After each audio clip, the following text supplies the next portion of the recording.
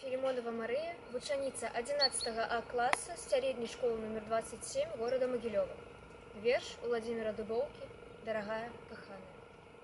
Дорогая, коханая, золотая, ці ты чуешь, як тяжко мне? Може, косы твои расплетают там далеко здесь.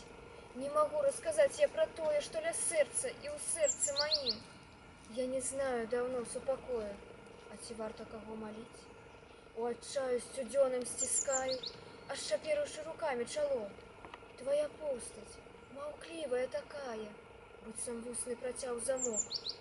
Як листы вераснёвыя прочки, взлетаются думки мои, толькі зданні панікліва крочаць, каля сцен камяніц, каля дрэў. Вышчыраюцца хижи са шчылін, кнуцца думки мои натаваць. Што зрабілі мы ім, дзяўчына? І чаму гэты крык не твоя?